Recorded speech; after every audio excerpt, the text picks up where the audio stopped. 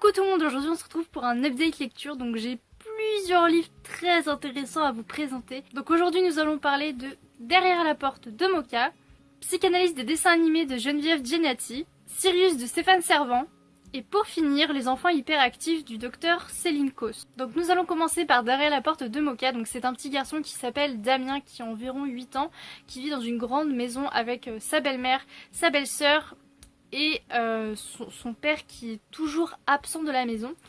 Avec sa belle-mère, ça se passe très très mal parce qu'elle le punit tout le temps, elle lui fait du mal, elle le maltraite, elle l'enferme dans la cave et tout ça.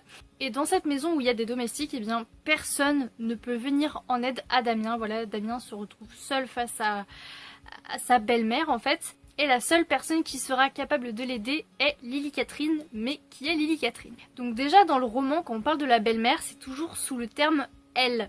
Elle n'a pas de prénom, on la désigne pas d'une autre manière, c'est juste elle.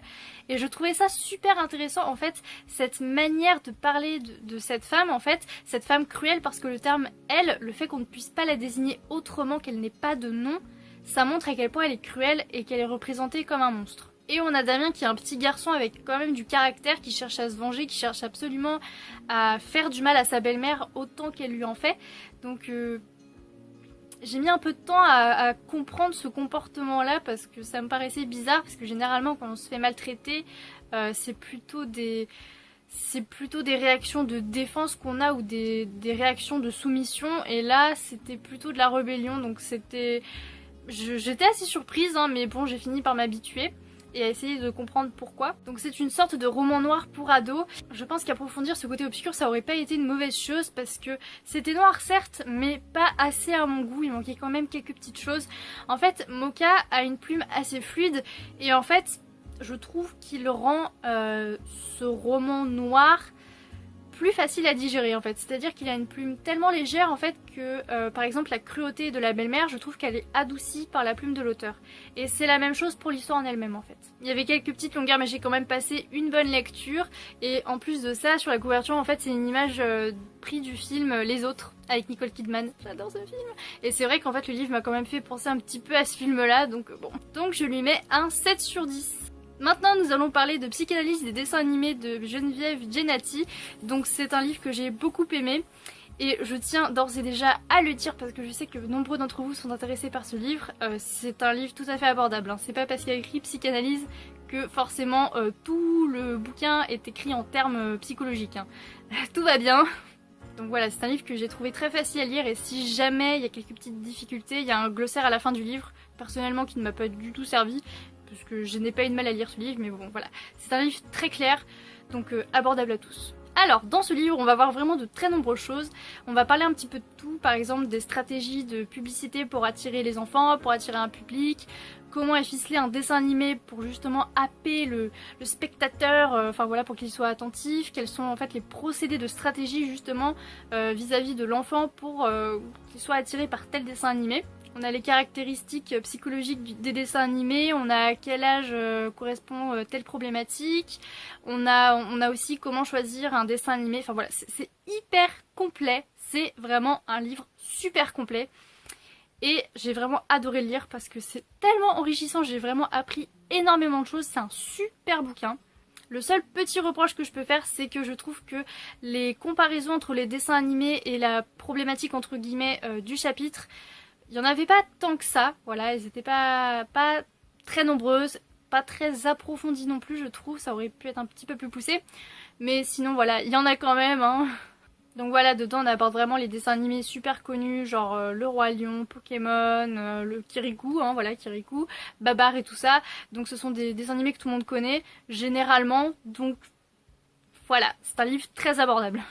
Et la petite surprise à la fin que j'ai vraiment adoré, c'est qu'à la fin en fait on a des tableaux comme ça d'analyse en fait des dessins animés. Donc par exemple ici on a l'analyse de Kirikou, et ici de Mulan.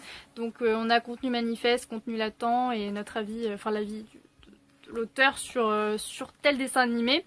Et c'est super intéressant parce que ça permet vraiment une analyse poussée, et je pense que c'est dans ces petits tableaux-là que justement que l'analyse est vraiment complète en fait. Donc c'est un super livre, et si jamais il vous tente, bah, je pense que vous devriez fortement l'acheter parce qu'il est accessible, il est intéressant, génial, simple, il est il est génial, voilà. Donc je lui mets un 8 sur 10.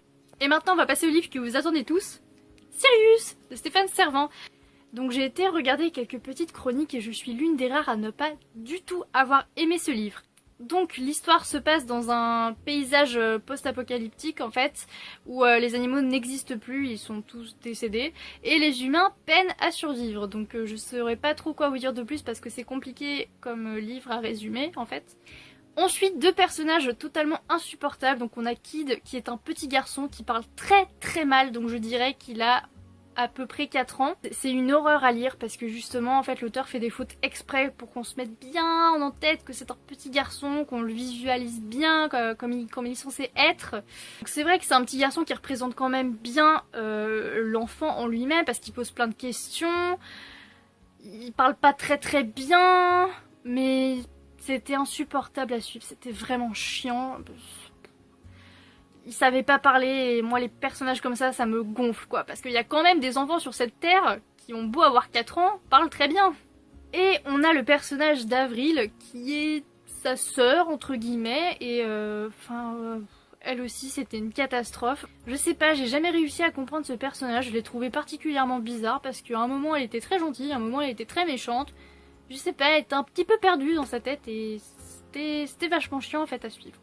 L'action, il y avait de l'action, hein, mais je trouvais que c'était tellement répétitif que ça m'a gonflé. Voilà, c'était répétitif et les autres fois où c'était quelque chose de nouveau, c'était trop rare en fait. Donc je me suis quand même vachement ennuyée dans ce roman et je sais pas en fait, je ne comprends pas l'engouement qu'il y a eu pour ce roman. Ou alors, est-ce que je suis passée à côté d'un truc ou est-ce que c'est vraiment pas du tout mon univers? C'est possible aussi parce que je n'ai quasiment rien aimé de ce livre. On parle beaucoup d'animaux dans ce livre-là, mais je sais pas, c'est une vision qui m'a pas trop plu en fait. Il y avait un double sens en fait, j'ai l'impression que parfois en fait l'auteur montrait justement l'infériorité de l'animal, ce qui est d'ailleurs dans notre monde actuel entre guillemets le cas puisque beaucoup de personnes pensent justement ça. Et on avait une vision aussi plus en faveur de l'animal où justement l'auteur montrait qu'il était à l'égalité de l'homme. Enfin bref, mis à part ça, je préfère oublier ce livre. Je n'ai pas du tout aimé. Et il vaut un 4 sur 10. Et pour finir, nous allons parler de Les enfants hyperactifs du docteur Céline Kos. Donc ça, comme le titre l'indique, du coup, on va parler du TDAH. Donc c'est déficit de l'attention et hyperactivité, je crois. Je me souviens plus trop de la définition. Donc c'est un livre que j'ai repéré à la bibliothèque universitaire et je l'ai un peu feuilleté et j'ai trouvé tout simplement qu'il était génial. Je vais vous montrer un petit peu, il est hyper bien organisé, c'est rose, c'est bien structuré, c'est... voilà. Puis il y a des petites notes ici dans les encadrés, enfin voilà, c'est un livre vraiment très complet. Donc c'est un livre qui s'adresse aux familles, aux parents, aux enseignants et tout ça. Et il est très simple d'accessibilité. Donc c'est pareil, hein, on a des mots un petit peu scientifiques, mais ça reste tout à fait abordable.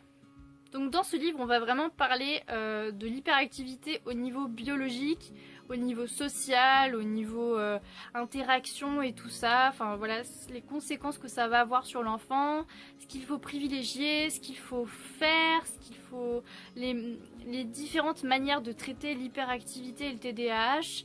On a aussi des définitions genre psychologue, psychothérapeute, psychiatre. Voilà, on a vraiment beaucoup d'informations très utiles dans ce livre-là. J'ai vraiment beaucoup aimé le lire parce que je trouve qu'il est vraiment complet, qu'il est simple, il est pas très long, donc il se lit assez rapidement. Je trouve personnellement qu'il y a l'essentiel dans ce livre-là et que il se suffit à lui-même. En fait, il n'y a pas besoin d'acheter 26 000 autres livres pour compléter. Il est très très bien. On a un lexique au cas où on ne comprendrait pas certains mots. On a un petit questionnaire vrai-faux à la fin pour savoir si on a bien retenu et compris certaines choses avec des réponses super détaillées. Donc voilà, si jamais vous vous intéressez au TDAH ou que votre enfant est hyperactif, c'est un livre que je vous recommande. Donc pour moi, ce livre vaut un 8 sur 10. J'espère que cette vidéo vous a plu et surtout que je vous aurai donné envie de lire certains des livres que j'ai présentés. Je vous fais plein de gros bisous, salut!